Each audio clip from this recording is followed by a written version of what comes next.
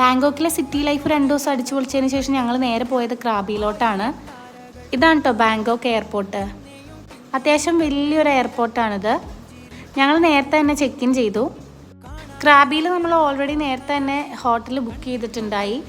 നമ്മുടെ ടിക്കറ്റിൽ food included അല്ലായിരുന്നു. അതുകൊണ്ട് തന്നെ നമ്മൾ ഫ്ലൈറ്റിൽ നിന്നാണ് ഫുഡ് ഓർഡർ ചെയ്തത്.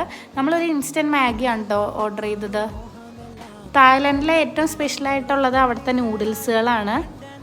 എയർപോർട്ടിൽ നിന്ന് ഹോട്ടലുകാർ തന്നെ വണ്ടി അറേഞ്ച് ചെയ്തിട്ടുണ്ടായി.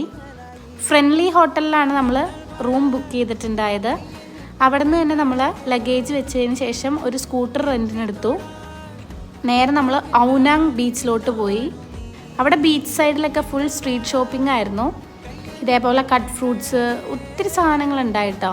അവിടുത്തെ ഫേമസ് ആയിട്ടുള്ള ഒരു ചക്കയാണ് ഡൂരിയാൻ പഴം. നമ്മുടെ നാട്ടിൽ ചക്കയെ പോലത്തെയൊക്കെ തന്നെയാണ്, പക്ഷെ ഭയങ്കര സ്മെല്ലാണ് അതിന്.